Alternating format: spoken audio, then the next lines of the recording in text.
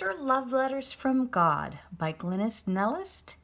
Illustration Sophie Allsopp.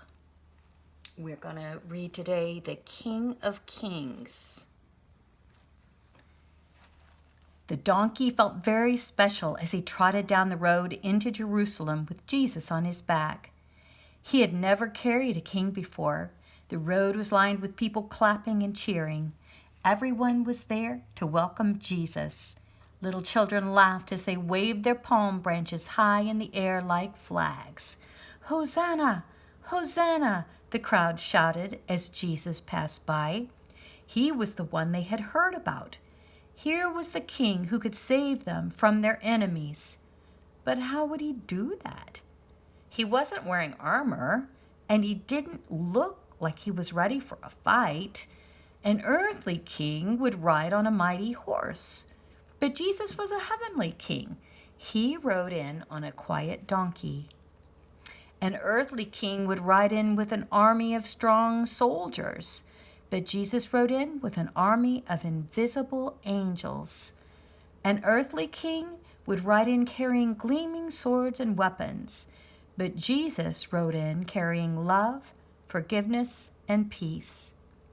An earthly king would capture his enemies and take them to jail. But Jesus would free his enemies with love and lead them to heaven.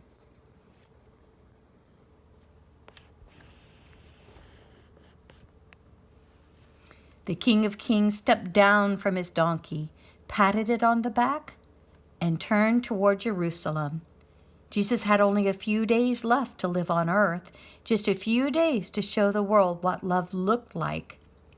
And so his last days began.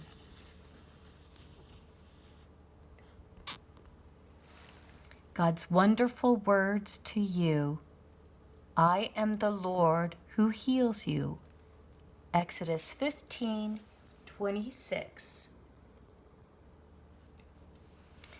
Dear beloved, when Jesus rode into Jerusalem, he didn't come to fight the Romans. My son came to fight hatred, sadness, and unkindness. And the only way to fight these enemies is with love. Jesus came to teach people how to love. He came to lead us from everything that hurts us and to fill our lives with joy, hope, forgiveness, and peace.